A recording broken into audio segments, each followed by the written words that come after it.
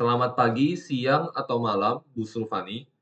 Perkenalkan nama saya Joel Nathan dengan NIM 2602072350 dan saya juga mempunyai teman kelompok saya, Joseph Adriel, dengan NIM 2602107133 dan juga Vincent Tadeo dengan NIM 2602072981. Saya bertiga dari kelompok 16 dengan kode kelas LM01. Nah, untuk pembagian tugasnya, saya bekerja untuk membuat video, merekam video untuk penjelasan virtual machine, dan juga penjelasan cara tutorial download dan cara memakai virtual machine ya. Dan untuk Joseph Adriel, dia bekerja untuk membuat PPT yang sedang Ibu lihat sekarang.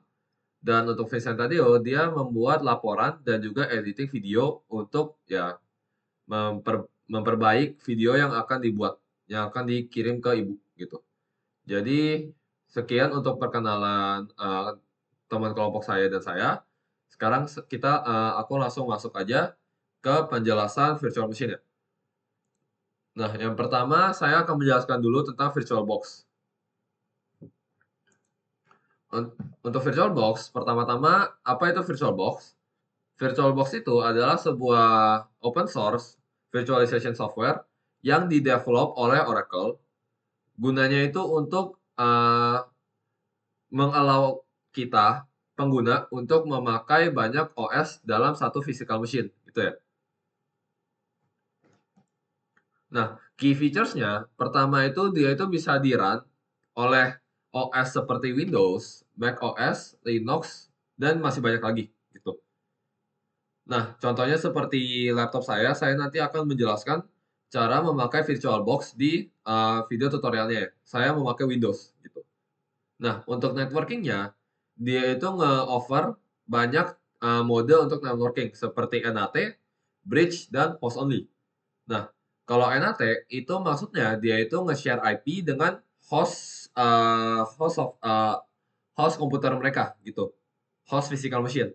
Contohnya seperti laptop saya mempunyai IP yang sama dengan virtual machine VirtualBox ini.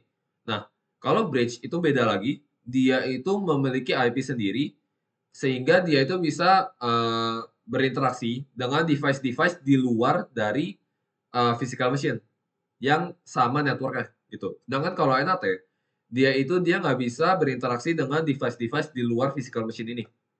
Nah, kalau host only, dia itu nggak ada akses internet dan nggak bisa akses dengan device yang di luar. Dia cuma bisa ngeakses berkomunikasi dengan, physical machine dia, gitu.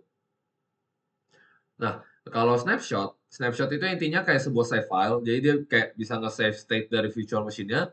Terus misalkan kita tinggal untuk beberapa hari, lalu kita bisa balik ke state yang sama lagi. Gitu, seperti layaknya laptop dan PC kita, gitu. Dan kalau portability, dia itu bisa diekspor, VM-nya bisa diekspor dan bisa diimport ke sistem-sistem lainnya, gitu. Nah, cara kerja VirtualBox itu pertama dari host OS dulu, di mana dia itu ya laptop kita, lalu run virtual machine-nya, lalu baru ke guest OS, contohnya seperti Ubuntu gitu, lalu baru ke hypervisor. Nah, hypervisor ini kalau VirtualBox itu type 2 hypervisor. Intinya, hypervisor itu adalah sebuah software yang gunanya untuk nge-manage virtual machine kita.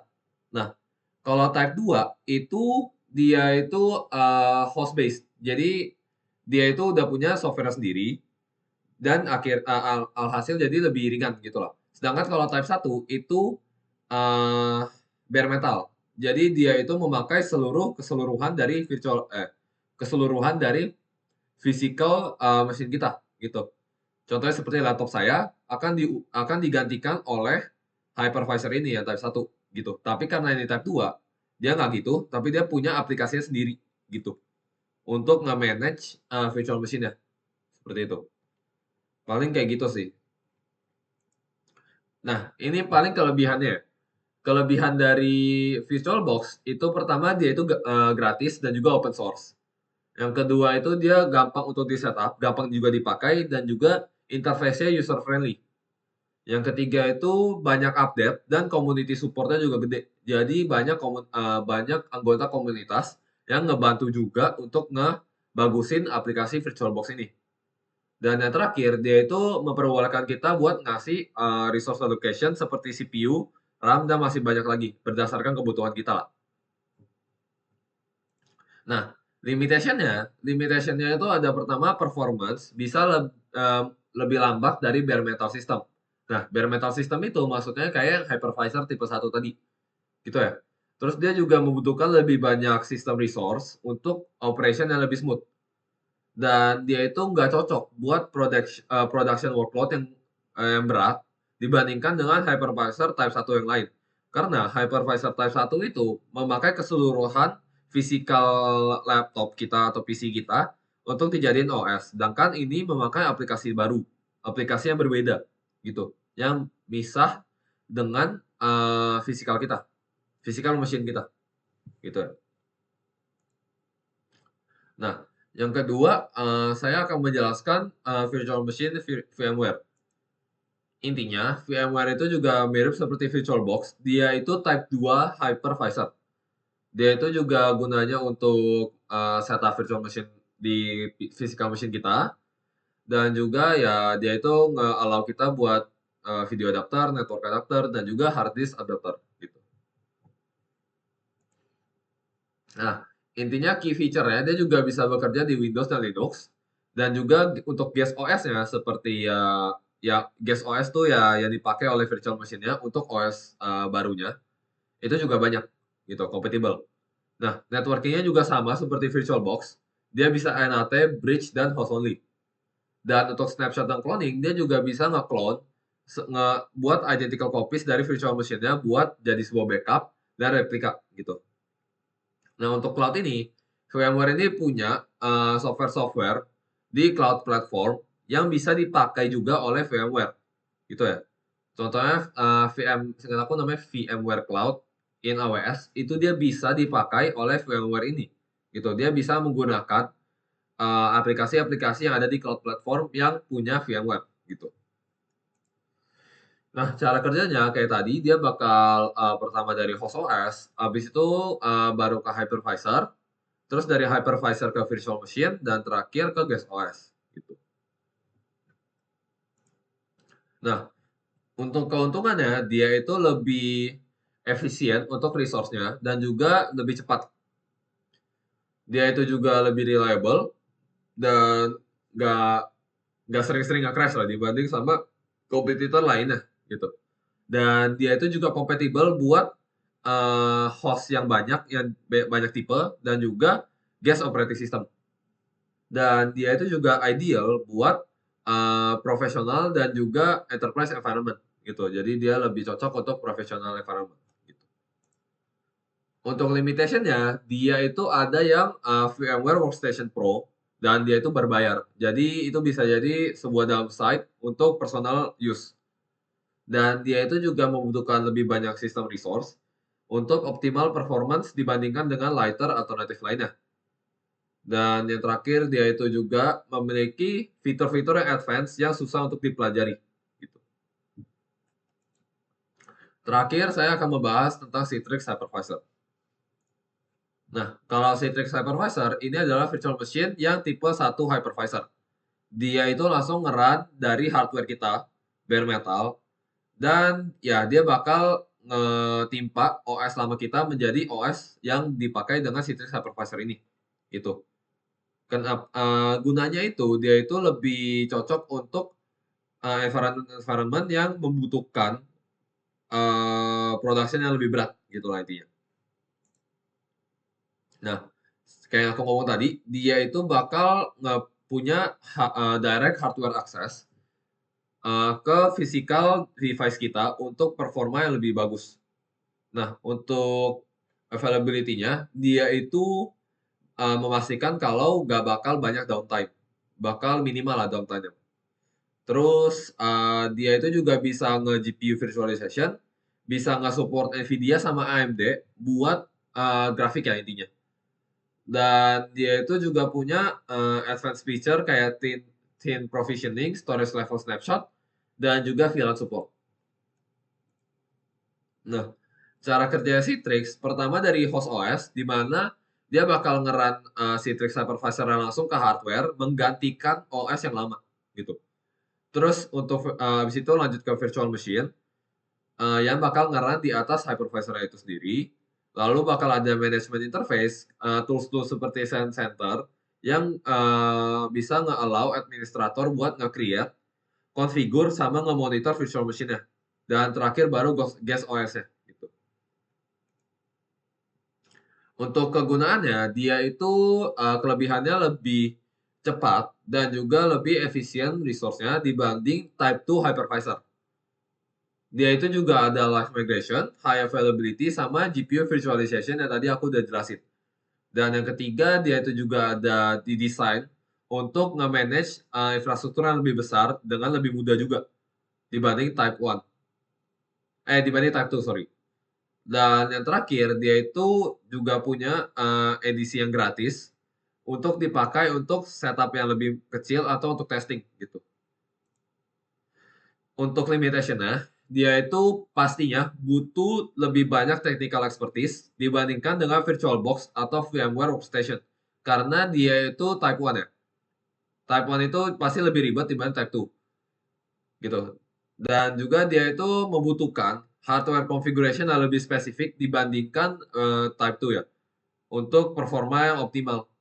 Nah, terus juga dia itu punya banyak fitur-fitur advance yang membutuhkan license komersial, berarti membutuhkan bayaran ya.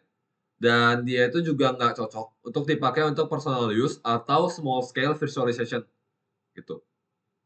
Paling sekian untuk presentasi penjelasan dari 3 VMware itu. Sekarang saya akan lanjut menjelaskan tentang tutorial cara download Ubuntu, operating system Ubuntu, dan juga tutorial cara download VirtualBox dan cara menggunakan VirtualBox menggunakan Ubuntu gitu. Oke, sekarang saya akan menjelaskan cara download Ubuntu, yaitu sebuah operating system yang berbasis Linux ya. Nantinya akan kita pakai di virtual machine kita. Jadi pertama search saja Ubuntu, kayak gini. Oke, ini kita refresh dulu. Nah, bakal muncul Ubuntu yang ini ya, yang ubuntu.com. Tinggal diklik aja. Scroll ke sini nih. Karena saya pakainya Windows ya, ya udah pakai yang download Ubuntu desktop. Terus tinggal download yang Ubuntu 2404.1 ya, yang ini. Nah, seharusnya tinggal ditunggu saja, nanti bakal muncul downloadnya ya, yaitu yang ini. Oke. Paling tinggal ditunggu saja untuk sementara waktu, dibiarkan saja downloadnya ya. Oke, di sini udah terlihat, udah selesai di download. Jadi sekarang kita tinggal lanjut aja download VirtualBox ya. Jadi saya bakal ngeimplementasiin cara nge-setup virtual machine pakai VirtualBox. Jadi next kita search saja VirtualBox di sini. Lalu di sini bakal muncul yang Oracle VirtualBox ya. Nah, kalau udah tinggal diklik aja downloadnya. Kayak ini agak ini ya nggak enak dilihat. Nah, kayak aman. Kalau udah kan saya Windows, jadi ya saya download yang Windows Host ya, yang ini.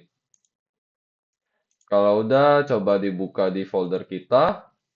Paling kita bakal buka yang ini VirtualBox. Yes, terus bakal muncul pop-up kayak gini ya.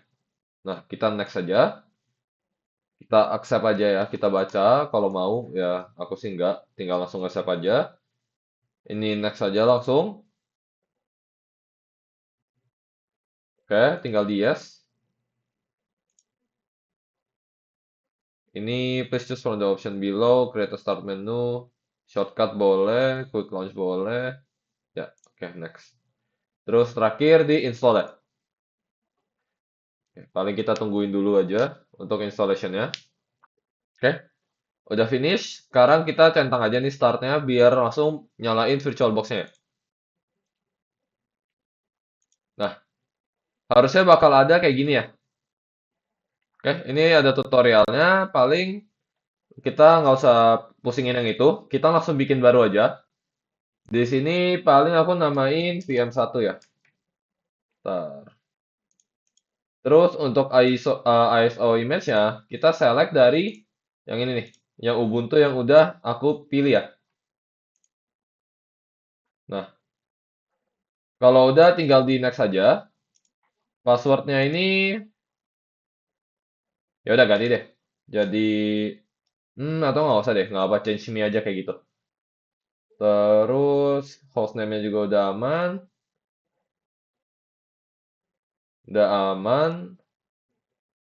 Oke, tinggal di next saja. Terakhir di finish ya, gitu.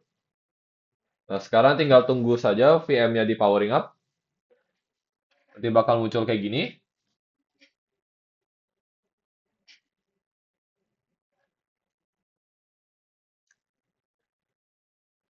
Tinggal ditunggu saja Ubuntu-nya nge-setup.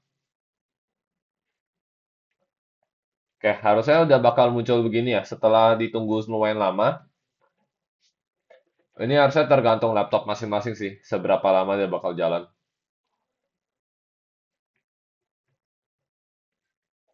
Nah, paling ini ditunggu aja. Harusnya ini hanya kayak introduction ke Ubuntu-nya ya.